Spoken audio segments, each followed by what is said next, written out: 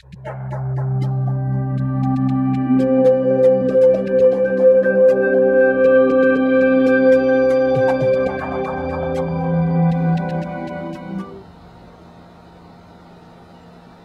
Lord be with you. A reading from the Holy Gospel according to Luke. When Jesus had finished all his words to the people, he entered Capernaum. A centurion there had a slave who was ill and about to die, and he was valuable to him. When he heard about Jesus, he sent elders of the Jews to him, asking him to come and save the life of his slave. They approached Jesus and strongly urged him to come, saying, "He deserves to have you do this for him, for he loves our nation, and he built the synagogue for us." And Jesus went with them. But when he was about a short distance from the house, the centurion sent friends to tell him, "Lord, do not trouble yourself, for I am not worthy to have you enter under my roof. Therefore, I did not consider myself worthy to come to you, but say the word, and let my servant be healed. For I too am a person subject to authority, with soldiers subject to me.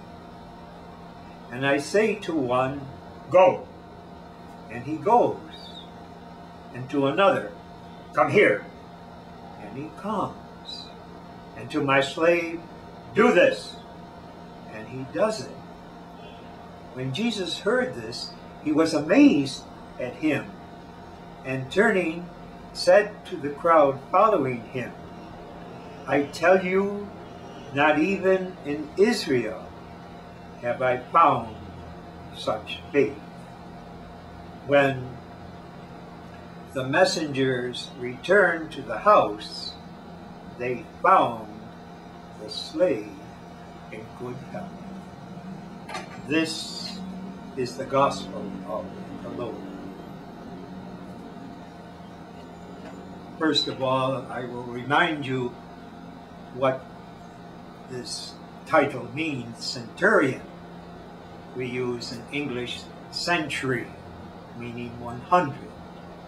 And this is a Latin term used in the Roman army for an officer who has 100 men under his authority. So he's called a centurion for that reason. So we should focus in today's gospel story on the testimony of this man. He is revealing his inner life, his religious life. And according to the Jewish religion in the time of Jesus, they called such Roman citizens God-fearers, which meant that they respected the Jews very much, but they weren't going to become a convert to Judaism. He was a Roman soldier, and obviously he appreciated Roman culture and civilization. But this did not mean he didn't have an appreciation of others and a sense of true humility. And so the Roman officer built a synagogue for the Jews of Capernaum. And the Jews appreciated this man, whom they saw was a God-fearer, by going to Jesus and then pleading with him to come and heal the slave of this Roman officer.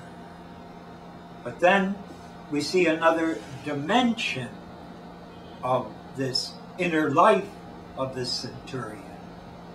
Because as Jesus was acceding to the pleading, the request of the Jews, as he approached the house of this Roman officer, friends of the Roman officers came and told Jesus what the centurion wanted to hear.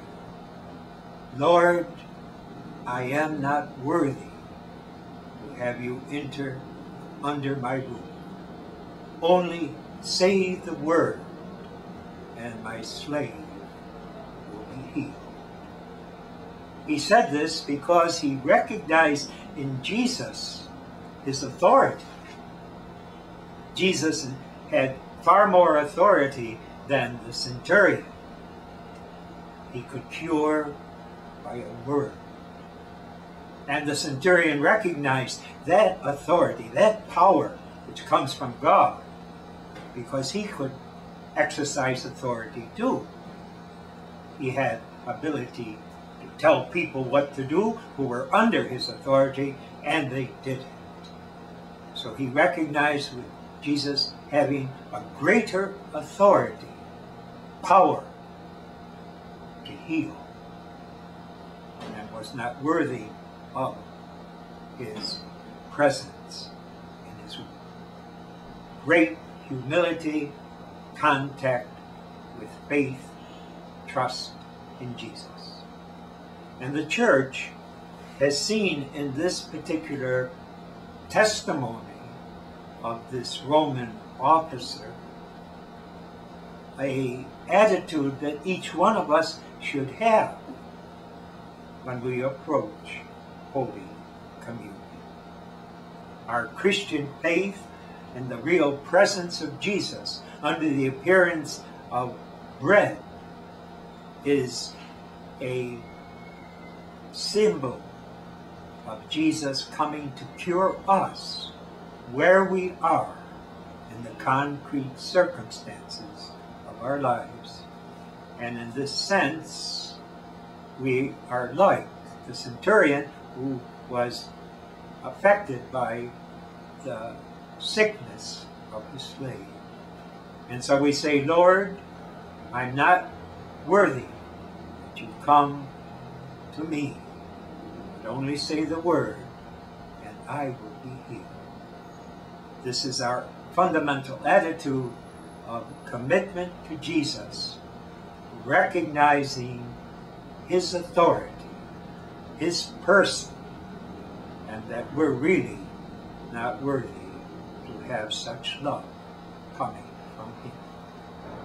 This also symbolizes the growth of the church after Pentecost, because in chapter 10 of the Acts of the Apostles, we have St. Peter being sent by the risen Jesus to the house of Cornelius, who was also a God-fearer.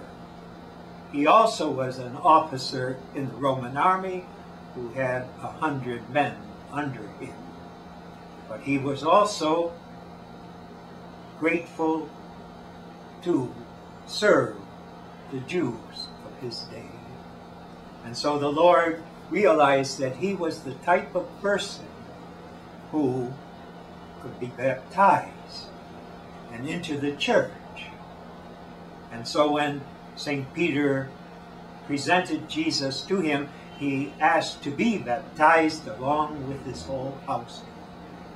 And so his household became a little church, because after he was baptized with his household, the Holy Spirit came down into that house and into that sacrament, and they spoke in tongues and expressed the presence of the Spirit through the charisma of the Holy Spirit. And so we find that what St. Luke is telling us about these God-fearers are a model for us in our own Christian faith, our response to Jesus as he enters into our lives through the church with the power of the Holy Spirit. So we should meditate, contemplate, reflect on this passage to see what our faith compares with the faith of the centurion and in the gospel and in the Acts of the Apostles.